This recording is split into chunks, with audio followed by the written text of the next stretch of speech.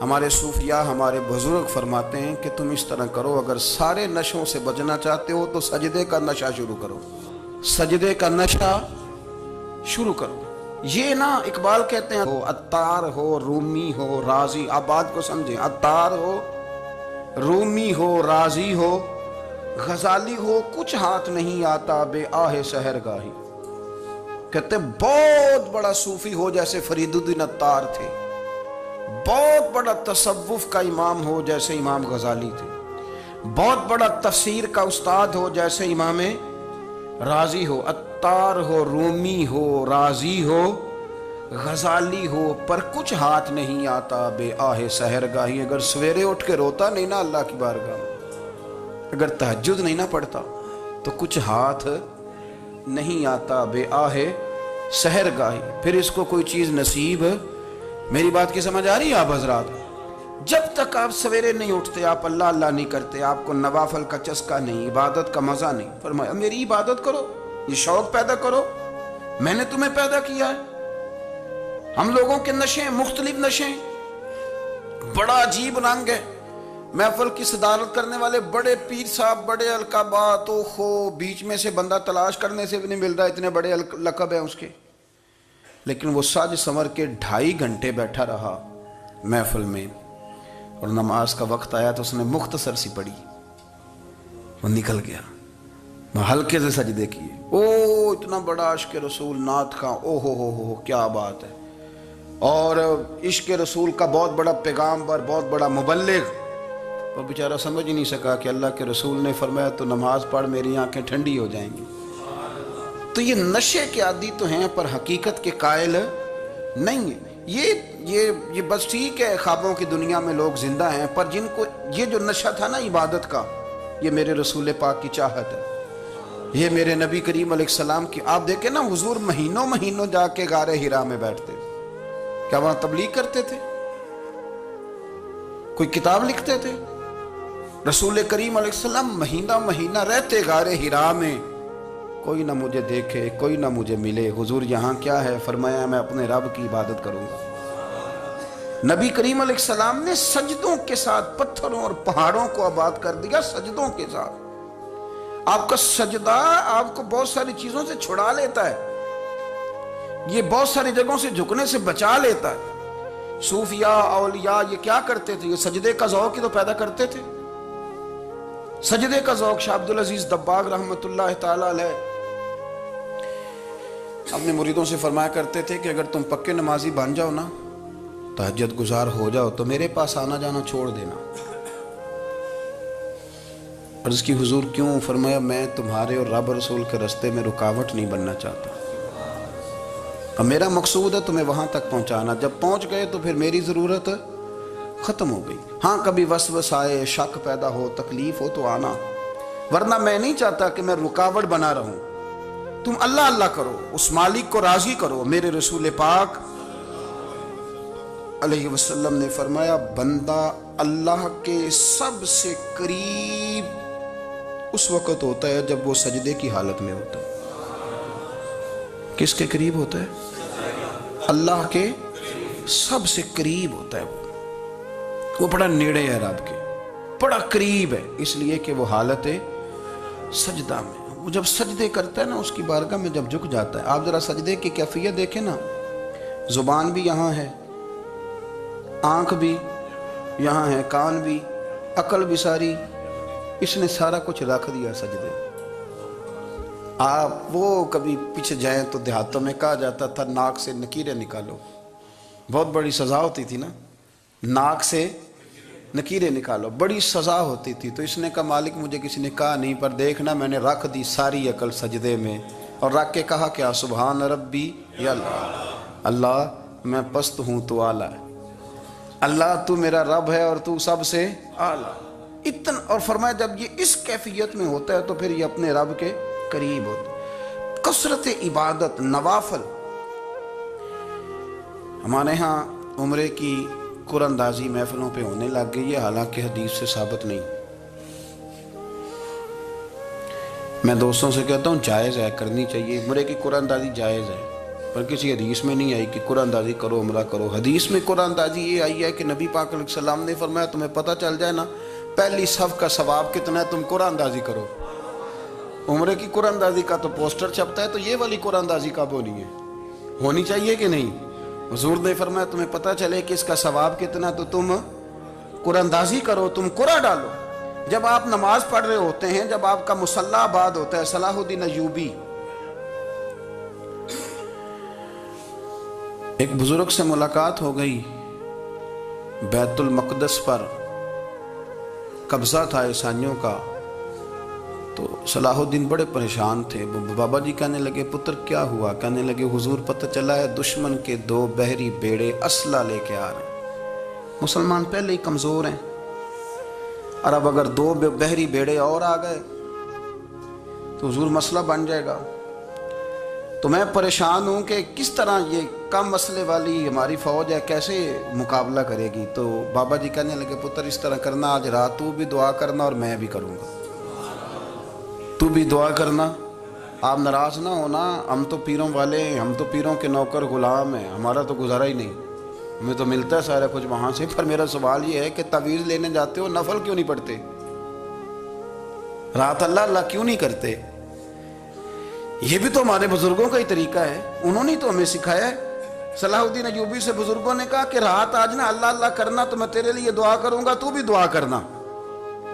تو بندہ جب دکھی ہوتا ہے تو سجدہ کرتا ہے, تو پھر ہی تو مصلی بھیگ جاتا ہے, پھر ہی تو مزہ آتا ہے. سکھی بندہ تو کعبے جا کے نہیں روتا. دکھی تھے, تکلیف تھی, تو سر رکھا سجدے میں تو تڑپ گئے. اور وہ بابا جی کہتے ہیں میں مسجد آیا تو صلاح الدین چیخیں مار کے رو رہا تھا اور کہہ رہا تھا مالک میں کوئی اپنی شان کے لیے تو نہیں نہ لڑ رہا, اللہ کو میں کوئی قبضوں کے لیے تو نہیں لڑ رہا, مالک تیرے لیے لڑ رہا ہوں, مجھے بے آبرو نہ کرنا, میری مدد فرمانا. کہتے ہیں میں آیا تھا کہ مسجد میں دعا کروں گا, پر صلاح الدین ایوبی کو روتے دیکھا تو میں لوٹ گیا. تو سویرے صلاح الدین ملے تو بڑے خوش تھے. میں نے کہا پتر کیا ہوا؟ کہنے لگے حضور وہ بحری بیڑے 2 آ رہے تھے نا اسلحہ لے کے, دونوں ڈوب گئے پانی میں ڈوب گئے. تو بابا جی کہنے لگے صلاح الدین وہ پانی میں نہیں ڈوبے, وہ تیرے آنسوؤں میں ڈوب گئے, وہ غرق ہو گئے. وہ جو تو نے مصلی بات کیا تو وہ تیرے آنسوؤں میں ڈوب گئے, وہ غرق ہو گئے, وہ تباہ اتنے قیمتی تھے تیرے آنسو کے بہا لے گئے دشمن کے بحری بیڑوں کو. میرے بھائی ٹھیک ہو گیا جی, میرے عزیز سمجھ لیں اس بات کو ہمیشہ کے لیے, اور اس پر غور کر لیں اچھے طریقے سے کہ میرے رسول کریم سید عالم صلی اللہ علیہ وسلم نے نا ہماری توجہ دلائی, حضور نے ہمیں بتلایا, ہمارا ذوق بڑھایا عبادت کی طرف. ایک صحابی تھے حضرت ابو فاطمہ رضی اللہ تعالیٰ عنہ, یہ ترمذی شریف کی حدیث ہے. نبی پاک علیہ السلام نے فرمایا ابو فاطمہ قیامت کے دن مجھ سے جلدی ملنا چاہتے ہو کہ دیر کے ساتھ؟ تو کہنے لگے حضور کون ہوگا جو دیر سے ملنا چاہے گا, ہم نے تو جان دے دی وعدہ دیدار پر. اعلیٰ حضرت فرماتے ہیں جان دے دی وعدہ اور نقد اپنا دام ہو ہی جائے گا. مجھے لگتا ہے کہ یہ سودا نقد و نقد ہو جانا ہے, چونکہ ہم نے جان دے دی وعدہ دیدار پر. آپ نے وعدہ کیا تھا کہ مریں گے تو پھر زیارت ہوگی, تو مر گئے ہم زیارت کی خاطر. جان دے دی وعدہ دیدار پر, تو نقد اپنا دام ہو ہی جائے گا. اے رضا ہر کام کا ایک وقت ہے, دل کو بھی آرام ہو ہی جائے گا. تو حضرت ابو فاطمہ رضی اللہ تعالیٰ عنہ سے نبی پاک صلی اللہ علیہ وسلم نے فرمایا جلدی ملنا چاہتے ہو کہ دیر سے؟ اس کی حضور فٹافٹ ملنا ہے, میں نے قیامت کے دن آپ سے جلدی ملنا ہے. تو نبی پاک علیہ السلام نے فرمایا پھر اس طرح کرنا, دنیا میں رہ کے سجدے زیادہ کرنا, پھر سجدے زیادہ کرنا, قیامت میں ملاقات جلدی ہو جائے گی, قرب ملے گا تمہیں. اپنے بچوں کے اندر دیکھیں نا, ہم شوق پیدا کرتے ہیں, ہمیں صحیح لفظ نہیں بولنے آتے پر ہم بچوں میں شوق پیدا کرتے ہیں کہ پتر ڈاکٹر بن جائے گا تو بڑا نفع کرے گا, تو لوگوں کی خدمت کرے گا, ملک و ملت کی خدمت کرے گا, تیرے ابا کا نام روشن ہوگا, تیرے دادا کی تعریفیں ہوں گی. ہم یہ ذوق پیدا کرتے ہیں. ہم اپنے نوجوانوں کے اندر یہ فکر پیدا کرتے ہیں, انہیں ہم سمجھاتے ہیں کہ میاں جب تم پڑھو گے محنت کرو گے تو فلاں آدمی کی طرح تمہارا نام ہوگا.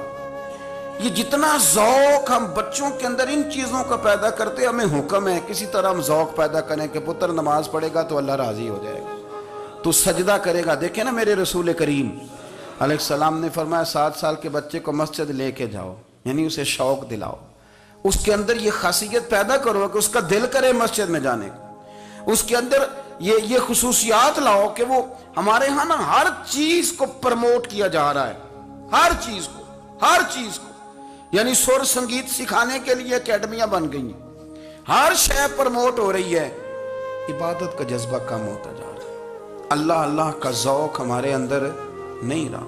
اور اتنا مشکل ہم نے اپنے لیے بنا لیا ہے کہ وہ بندہ جو بڑی زبردست مذہبی گفتگو کر رہا تھا اور تگڑی بات کر رہا تھا، کیا بات ہے، لیکن نماز کے بارے میں کمزوری دکھا جاتا ہے، نوافل کے بارے میں وہ چپکے سے نکل جاتا ہے۔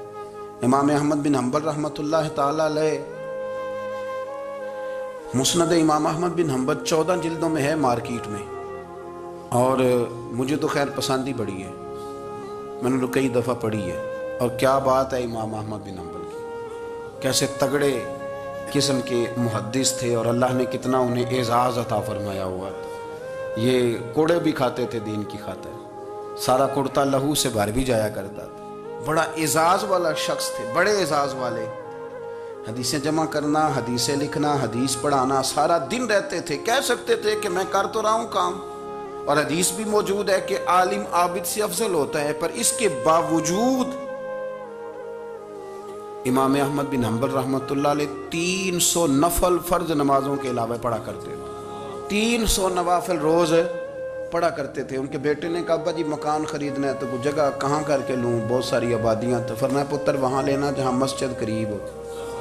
میرے رسول کریم سید عالم صلی اللہ علیہ وسلم اتنا پسند کرتے مسجد کو، اتنا پسند کرتے نماز کو، کہ رسول کریم صلی اللہ علیہ وسلم تہجد کی نماز بھی پڑھتے، پھر حضور فجر کی نماز بھی پڑھتے، نبی پاک وتر کو الگ کر کے پڑھتے، عشاء کے ساتھ نہیں پڑھتے۔ یہ تو ہم اس لیے اجازت دی ہمارے بزرگوں نے کہ بعد میں اٹھے گا کون علیحدہ وتر پڑھنے کے لیے، عشاء کے ساتھ پڑھ لے، وتر پڑھتے، تہجد پڑھتے، فجر پڑھتے، اشراق پڑھتے، چاشت پڑھتے، پھر مغرب کی نماز کے بعد 6 رکعت اوابین پڑھتے، پھر رات کو صلاۃ اللیل پڑھتے۔ سیدہ عائشہ صدیقہ کہتی ہیں زمانہ سو جاتا اور میرے رسول مصلی بچھا کے کھڑے ہو جاتے، او یار کھیتی باڑی کر کے نہیں، محنت مزدوری کر کے نہیں، جناب عائشہ کہتی ہیں میں یہ بھی دیکھتی کہ حضور ایک آیت شروع کرتے تو ساری رات اسی کو پڑھتے، اور میری نظر جاتی تو قدم مبارک پہ ورم آ جاتا۔ یار نماز پڑھ کے اتنی مشقت کر کے، اتنی جد و جہد کر کے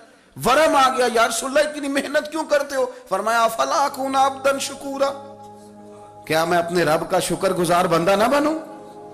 صحابہ کا ذوق عبادتوں کا، ریاضتوں کا، تلاوتوں کا، طبیعت ہے ان کی، وہ ایک دوسرے کو، حضرت مولا علی شیر خدا کرم اللہ تعالی وجہہ الکریم کے زمانے میں روم کے بادشاہ نے کہا یار یہ مسلمانوں کا پتہ تو کرو، یہ آخر کیوں اتنے زیادہ مجاہد ہیں؟ اس زمانے میں جاسوس بھیجنے کا مزاج تھا، اب تو جاسوس پکڑا جاتا ہے، اب تو جاسوس ہے، اور جاسوسی کا شوق ویسے آج بھی ہے۔ عرض کروں تھوڑی سی بات اس عنوان سے، پتہ کیا ہمارا مسئلہ ہے؟ ہم جہاں جاتے ہیں نا وہاں تھوڑی خوشبو سونگنے کی کوشش کرتے ہیں، وہ کیا ہے تو یہ کیا ہے تو ادھر کیا ہے تو تھوڑا سا ادھر کیا ہے۔ میرے رسول پاک پڑھیے درود شریف، سارے پڑھیے ذرا زور سے، صلی اللہ تعالی۔ نبی پاک علیہ السلام نے فرمایا جاسوسی نہ کرنا ورنہ تم بندوں کو خراب کر دو، اور فرمایا اس طرح نہ ہو کہ تم کسی کے اب کھول نہ نکلو تو تمہارے پہلے کھول جائیں۔ یہ جو ذوق ہے نا یہ ختم کریں، چھوڑیں، مطلب آپ کس چکر میں پڑے ہوئے ہیں، اتنی زیادہ توجہ کرنے کی کیا ضرورت ہے؟ کام سے کام رکھیں، اس میں بندہ تھوڑا سا نا آسان رہتا ہے۔ یہ جو بہت زیادہ ٹٹولنے والے لوگ ہوتے ہیں نا وہ بیچارے پھر عمر ٹٹولتے ہی گزار دیتے ہیں، اس لیے کہ مزاج ہی بہت پکا ہے، بوری کا منہ کھول کے اندر تک ہاتھ ڈالنا، تو پھر کئی دفعہ سامنے سے بچھو بھی لڑ جاتا ہے، خرابی ہوتی ہے۔ تو جاسوسی کی جاتی تھی، اس نے بھی جاسوس بھیجے، کیونکہ قبیلوں کے لوگ تھے، کچھ مسلم کچھ کافر، پہچانے نہیں جاتے تھے لوگ، تو کچھ لوگ اس نے بھیجے، انہوں نے آ کے نا تحقیق کی، ریسرچ کری کہ آخر ماجرا کیا ہے، تو واپس جا کے انہوں نے رپورٹ دی نا روم کے بادشاہ کو۔ اس رپورٹ کا ایک جملہ بڑا شاندار ہے، وہ کہنے لگا بادشاہ ہمیں مسلمانوں کی کوئی سمجھ نہیں آئی، ہمیں کوئی سمجھ نہیں آئی۔ انہوں نے کہا کیوں نہیں سمجھ آئی؟ کہنے لگے یار عجیب بندے ہیں، جب وہ رات مصلے پہ بیٹھتے ہیں تو یوں لگتا ہے ان کا دنیا سے رشتہ ہی کوئی نہیں، کوئی کسی کو نہیں جانتا، کوئی اپنے دکھ سنا کے رو رہا ہے، کوئی اپنی بات کر کے رو رہا ہے، لگتا ہے کہ ان کا کوئی رشتہ ہے ہی نہیں جب مصلے پہ بیٹھتے ہیں۔ اور فرمایا جب سویرے یہ جہاد کرنے نکلتے ہیں تو لگتا ہے ان سے زیادہ دلیر ہی کوئی نہیں۔ حالانکہ جو مصلوں پہ رونے دھونے کے لوگ ہوتے ہیں وہ کئی دفعہ جہاد میں کام نہیں کرتے، لیکن عجیب لوگ ہیں کہ رات کے راہب ہیں، دن کے مجاہد ہیں، کوئی سمجھ نہیں آتی۔ میرے عزیز، ان لوگوں نے مصلی آباد کر کے رکھا، تلاوتیں ان کا ذوق رہی، منزل روز پڑھنا، اسباق پڑھنا، وظائف پڑھنا، یہ ان کا ذوق رہا۔